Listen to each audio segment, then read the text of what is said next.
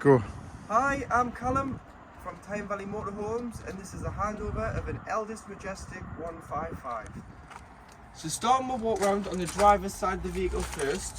So you've got two vents for your fridge, and then two vents at the top for your microwave.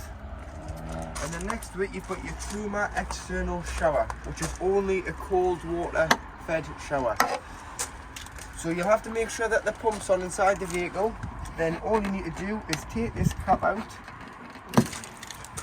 There's a fitting that fits in here, and on the other end is a trigger gun. As long as the pump's on, you'll be able to hose yourselves off, the bikes, wash the dogs off, whatever you want to do with the external shower. Behind the wheel, you've got two drain down taps. So you've got a grey one, which is dirty water, and you've got a blue one, which is clean water. So your dirty water will consist of your dishes water, your hand basin water, shower water, or anything that you've drained off via a plug hole. On the way out of your site, you'd pull over the grey water disposal point, which is normally a grid in the floor, and you'll just open the tap and allow this to drain off, because you don't want to carry the added weight of dirty water, because you don't need to. Drain it off on site, because the added weight will reduce your payload and reduce the consumption of fuel. And then your blue one is your fresh water. So if you've taken on contaminated water, or you're not using the van for a couple of weeks, drain it off. But in the winter you want to make sure that these taps are open when the vehicle's stood, so no water can freeze in your fresh water or your wastewater tanks when we're experiencing the colder temperatures. On the back of the vehicle you've got your high level brake light, your rear view reverse camera, Fiamma bike rack. So slide this down to two bike racks so you can take two bikes. Pop your wheels on here, then put the strap through the spokes and tie the wheels down to the rail. And then you've got your last bike for your crossbar and your first bike for your crossbar.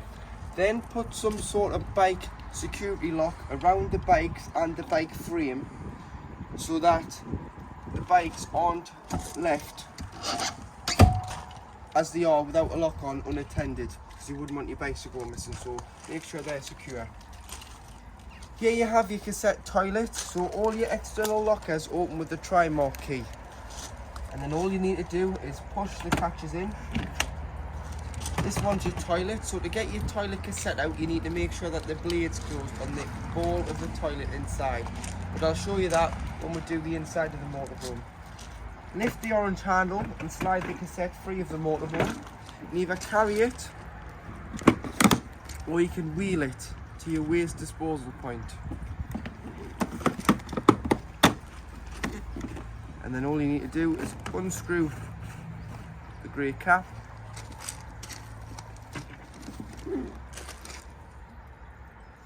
press the button, tip the content of the cassette out.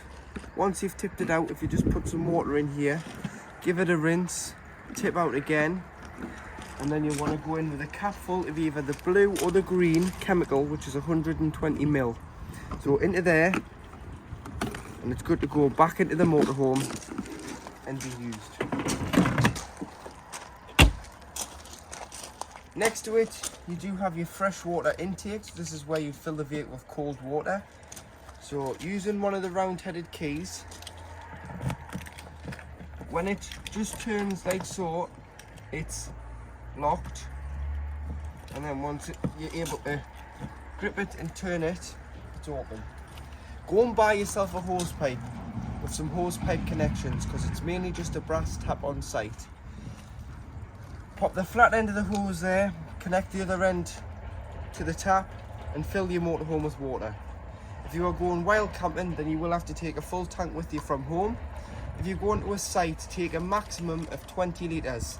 That'll give you enough to use the toilet and have a few stops for a cup of tea. And obviously it'll not increase your payload, or impact your payload should I say. But if a full tank may impact the consumption of diesel. So that's how you'd fill with water. But what I would do is just pop the hose pipe in, wait until it overflows and you know you've got a full tank, or you can look inside and see the gauge on the control panel.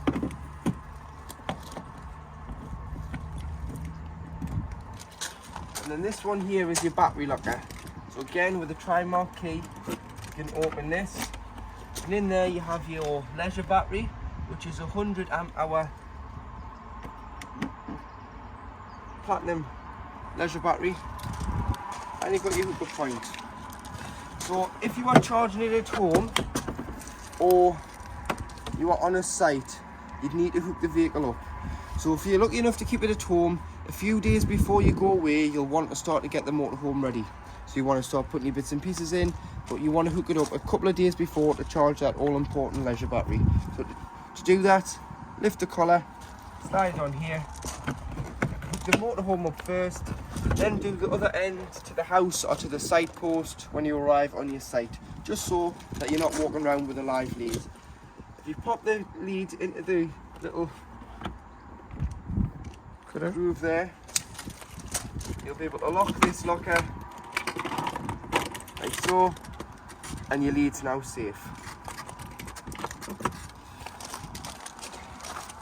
Coming around to the back of the passenger side, you've got storage underneath your bed. So this is your underbed storage, there's your carpets.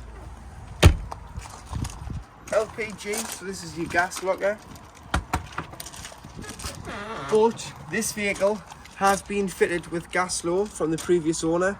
Normally they would just come with no bottles and you'll need 2 6-colour bottles to go in there. But this is a refillable system, so you don't need to remove your bottles unless you're going to take them to your new motorhome. That is your fitting, so it's a bayonet fitting. And you need to go to your local LPG centre and fill with gas. So you get the filler, push it in, twist it, pull the trigger back on the gun and press the button on the display until simply it won't take any more. And some setup like this will take probably about £20 or £25 now in the current prices to fill. And you can see how full you are on each bottle. But make sure before you fill, you do turn the bottle on, because otherwise you can't push against the valve. And to turn your bottles on and off, you just need to turn these. And then you do have a crossover changeover valve, so there's little nibs there on that bottle. You can turn it to that bottle. Should one bottle go empty, you can just turn it to the next one. And then next to your gas locker, you do have your external gas point. So what you'll need is you'll need a quick release connector, which connects to the bottom. And then you'll need 2 Jubilee clips to connect the pipe to the quick release connector and connect the other side of the pipe to your Cadillac external awning heater or barbecue. Then to turn it on, you just turn the valve the other way and it'll allow the gas to come to this point from the bottles instead of carrying a spare bottle. You've got your awning light, your awning, which we can show you on collection. Your door is on its own key. So it's up to open, down to lock. Sometimes you may have to just push your hand on the door, just because there's a seal on the door and the doors are quite heavy. So if you're struggling to get the key turned or the handle open, just pop your hand on the door before releasing the handle. Here you have your diesel filler, which opens with the main Peugeot Boxer key. And then underneath, you've got your AdBlue. The AdBlue on a Boxer is 19 litres. It'll come on between the temperature gauge and fuel gauge with a light that looks like an exhaust light. But there's 2. The one above it is the DPF, so it just means the filter's full. You need to then give it a good blast in a higher gear down the motorway. The one below is AdBlue, so when that comes on, it means it's time to refill the system. So it takes 19 litres. You can buy it in the drums, which is slightly more expensive, but you may want to carry one on board with you just in case it comes on when you're out touring. Or you can buy it on the pumps, which is about £1.50 a litre. Put the nozzle in and fill it until it overflows, and then this is when you know it is full. And all that does is it cleans your catalytic converter out at a certain temperature so that it avoids build-up of soot. tyre pressures on here, so you've got 5 bar, which is 72.3 on the front, and 5.5, which is 79.5 on the rear. Tool kit is underneath the passenger seat, so you've got a jack and a brace and a tow knife. Underneath this cutout compartment in the cab floor is where the engine battery lives. So should you ever need to put a charger on in the winter to avoid it getting a flat battery or change the battery in years to come, you've just got to release this cover and then get the top of the battery. Other than that, your bonnet release is here, so everything else is underneath the bonnet.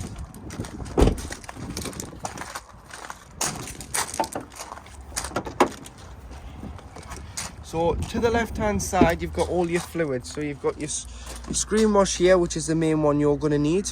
Then if you release these 3 tabs, you can get to the filler for the power steering fluid and your coolant.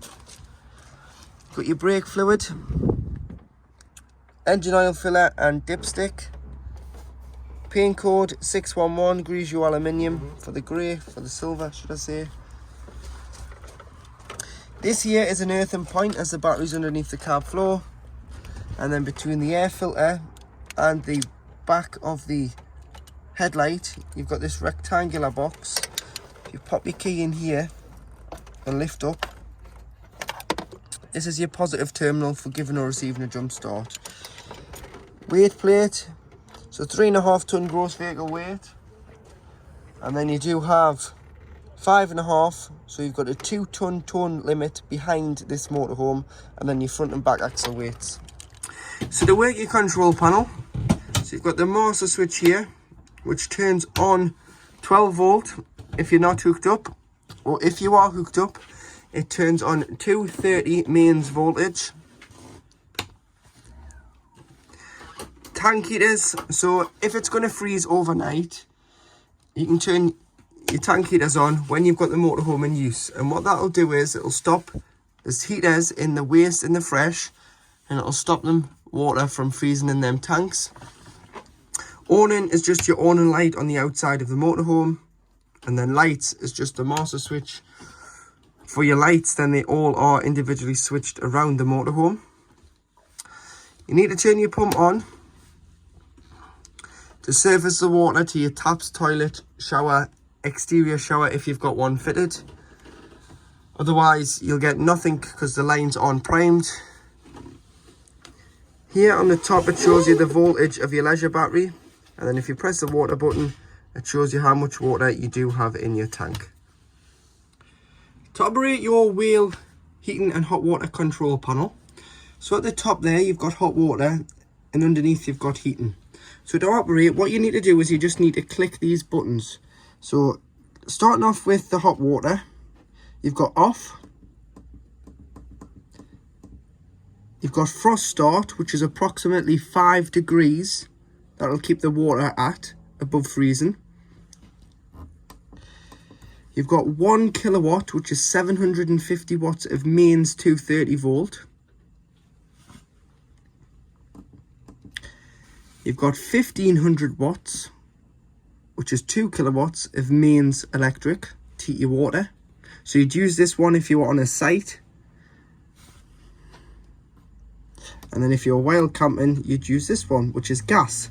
So if you're wild camping, you'll not have any electric hookup, so you will just have to use gas. Click again, you've got gas and 750 watts of electric, so mixture 1 it's known as. And then you've got mixture 2, which is 2 kilowatts of electric and gas. So you'd use this if you're in desperate need of hot water, because both sources together will reduce the time it takes to heat the hot water. Once you've finished with it, before you do drive off, it's very important that you bring it back to off. Give it about 3 minutes to finish its cycle. Same with the heating, as you'll hear the fans whirring on the heating until it goes silent before you then turn your main 12 volt control panel off. Underneath you've got the same, so off, 1 kilowatt of electric, which is 750 watts, 2 kilowatts of electric, which is 1500 watts, 3 kilowatts of electric, gas on its own, and mixture 2, which is gas and 1500 watts of electric. So use this source in the winter should you be in desperate need of heating your vehicle so you're not sitting in a cold motorhome. Give that about 10 minutes, then you want to turn the gas off, and then you would just put it back on to 2 kilowatts of electric. This is your temperature gauge, so all the way at the top is 30 degrees. In the middle here is about 15. And then again, turn it off, give it a couple of minutes to quieten down before you then knock your master switch off on your main control panel. Should it fail and you get a red exclamation mark, and maybe just you've turned it off without shutting this off first, all you need to do is whatever's failed, say it was the heating, you'd press the heating and the plus button together, press and hold, and it should reset itself. Or if it was the water, it would be the water and the plus button together, which will then eliminate those red exclamation marks. So in the kitchen, you do have your hob, which is made up of 3 gas burners, 1 electric hot plate. The electric hot plate dial is the back one, and you'll see the red light illuminates when that comes on. That'll only work when you're on mains hookup. If you're not on mains hookup, it'll not work. Then you'd have to use your gas. So using the ignition on the front of the cooker, you've got 3 gas burners.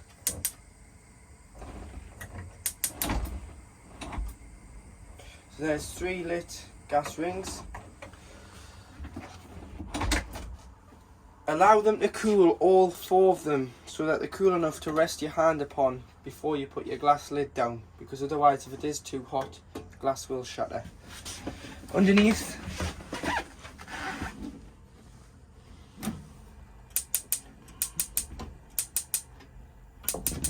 you've got a grill. There's your grill away, and then underneath your grill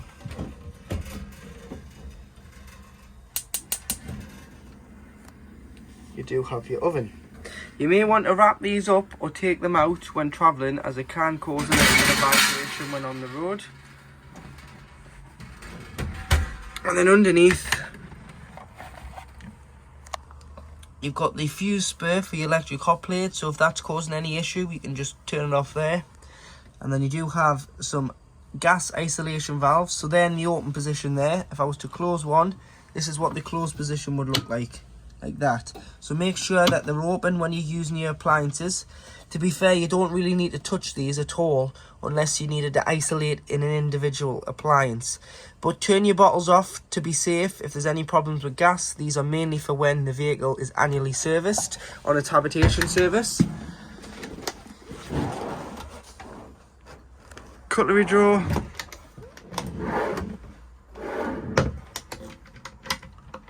Some storage in there. Above you've got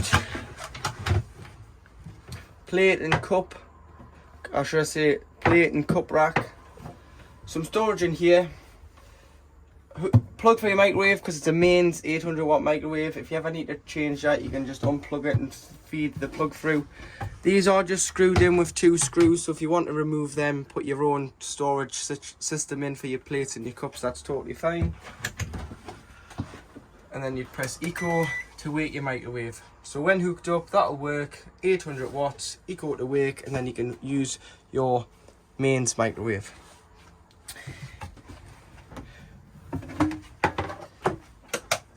You've got your kitchen lights, 2 230 volt sockets there, and then as long as the hot water's been on and you've got your pump switched on, you'll be able to get a pressurized flow of water through the taps.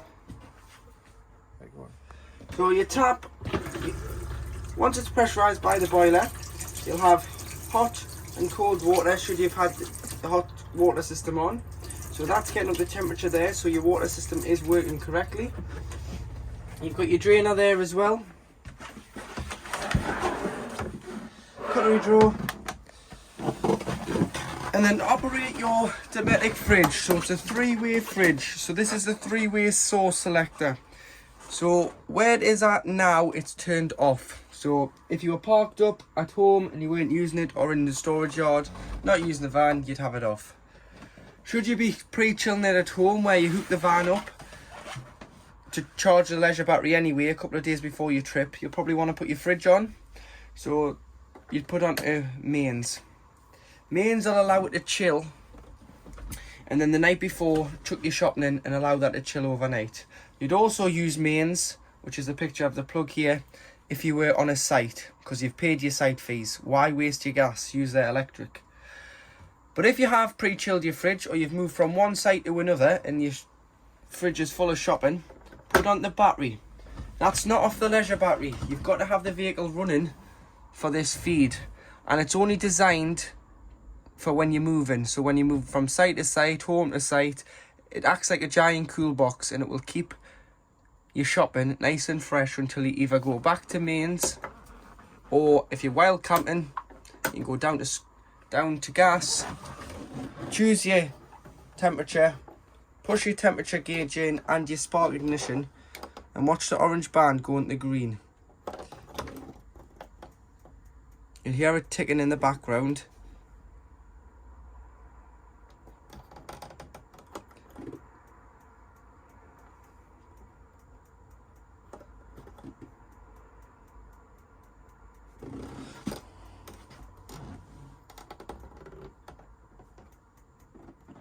It may take a few attempts if you've had the gas turned off.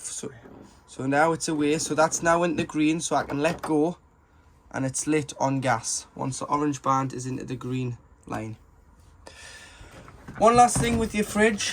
When you're not using it, make sure that you leave the door ajar. Because if you don't, you'll get a funny smell in your motorhome because the air is trapped in your fridge.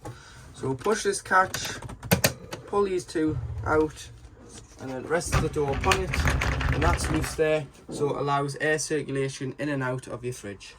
In your wardrobe, you've got your solar panel, which is wired to the leisure battery, so that's flashing away there, so that'll charge your leisure battery when the vehicle's stood, should we have a nice sunny day.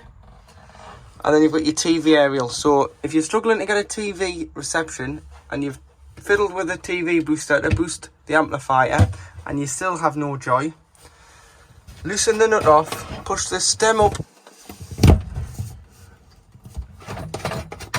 tighten the nut to hold it in place, and then you can use the toggle to direct the aerial on the roof. But look where your other motorhomes and caravans are pointing on your site, and always before you do start driving, pull it back in and make sure that the nut's securely fastened so that the wind doesn't cause any damage to your aerial.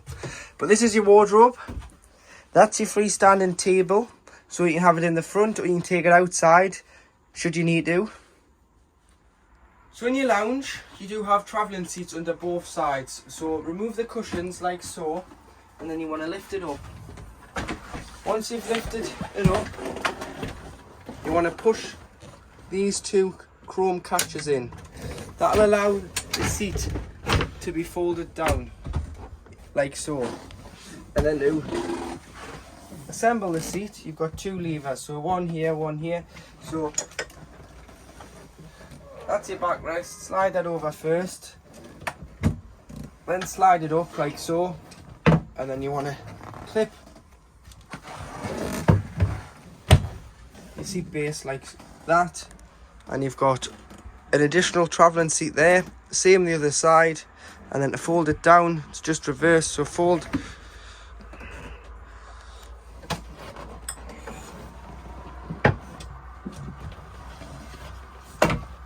And you've got some storage at the front there if you weren't using the seats. If not, you'll need that space there for the passenger's footwell. So behind your rear travelling seat on the driver's side of the vehicle, you do have your boiler. So your boiler on the Elddises are underslung. So it's very important that in the winter, when you're not using it, you drain the water off.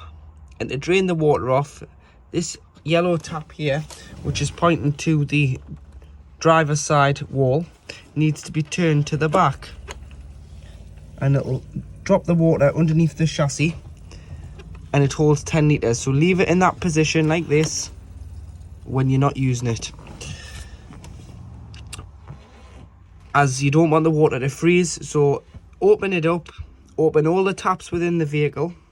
That'll help any water that's in any pipelines and stop any air locking from occurring. Open your fresh and your waste outside, and then you want to remove your shower head from your shower hose and lie that down into the tray, just so any water in that pipe doesn't freeze either. It's very important that you drain the boiler off fully.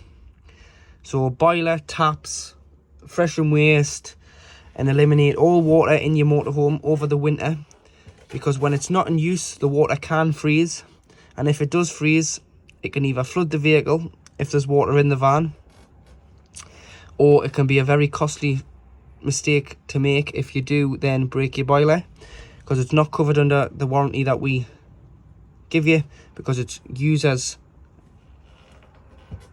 discretion to drain the boiler off, recommended by all manufacturers. So drain it off, it's just like so, like that. And then when you come to reuse it, shut your boiler, shut your fresh and your waste outside, assemble your taps, assemble your shower head, get your hose pipe and fill the vehicle with cold water. Once you've filled the vehicle with cold water, go and put your pump on and your 12 volt on your panel and bleed it through the cold side first. You'll probably get it straight away because it's pressurized from the tank underneath the van via the pump to the tap.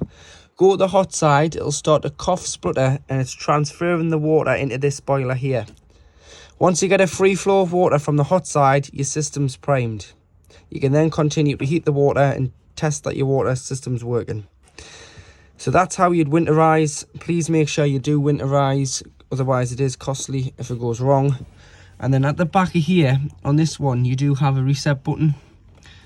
So should you not be able to get rid of that exclamation mark on the water heater, you can press and hold this for 30 seconds and it will reset the water heater on the control panel. Just underneath your bed, you do have your fuse board. So your fuse board is 12 volt at the bottom. So this is your fuse board, which is directly underneath your bed. So you've got all your 230 side at the top and your main trip tester. So if you're struggling for power and you want to know if it's the motorhome that's at fault or the site, or whether it's something to do with your house, if you're home charging it, just try and trip the vehicle out. If the motorhome trips, then you've got power. If it doesn't trip, then you haven't got power and it's not the motorhome at fault. Underneath you do have all your fuses, so do carry some spare blade fuses. So 10s, 5s, 15s, 20s, that's all you need. Carry some with you in case one does blow a fuse, you can replenish the fuse. In your combined shower toilet area, to operate your toilet, ensure the pump's on and you'll be able to press this blue button here. Blue button is freshwater flush from your main freshwater system. So always flush the toilet first and put a small amount of water into the bowl. This will help keep the seal between the toilet and the blade lubricated. And then what you want to do before you use it is open the blade. So this is where this grey lever comes in. This is your blade handle. So slide this to the left, or should I say to the right, and it'll open the hatch. You'll see directly into the cassette. You can now use the toilet, and then after you've used the toilet, give it a good flush. If you've bought the chemical blue and pink in a twin pack, obviously the pink doesn't go anywhere, but what you can do is you can dilute it into a spray bottle and spray the bowl with some water. So dilute it with some water into a spray bottle, spray the bowl, it'll give a fragrant smell, it'll clean the bowl, and then it'll go into the cassette. This is only because this one has a freshwater feed for your header tank. It doesn't have an additional chemical tank. And then once you've finished, you want to slide this back to the left. And then when it is full, this will show red underneath the diagram of the cassette. Hand basin here.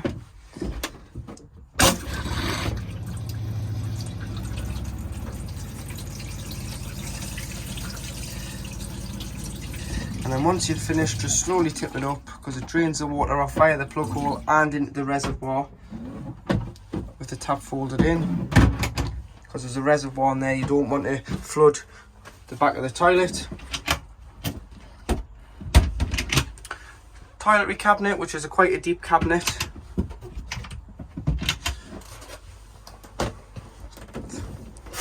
And then you do have your shower screen, which comes across and prevents the toilet from getting wet. And like I was saying, unscrew the head from the hose, because you don't want any water to freeze in that in the winter. And then make sure it's clipped top and bottom when you're travelling.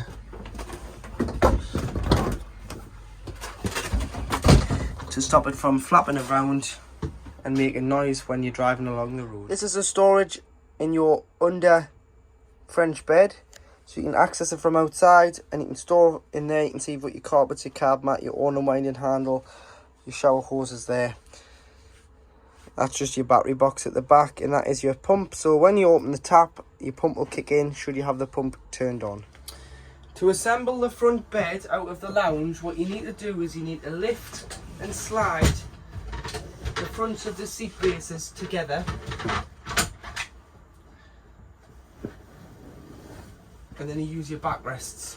So your backrests go into here.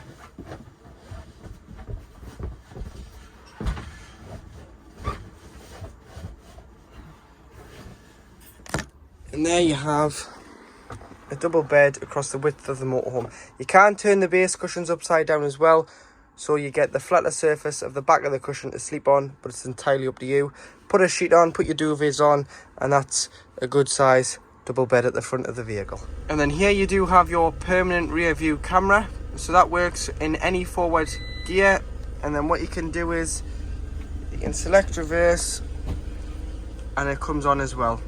If you did want to knock this off when travelling, you can just press this button here and it'll turn the monitor off. But remember to turn it back on before you select reverse for when you're manoeuvring the vehicle into a parking space.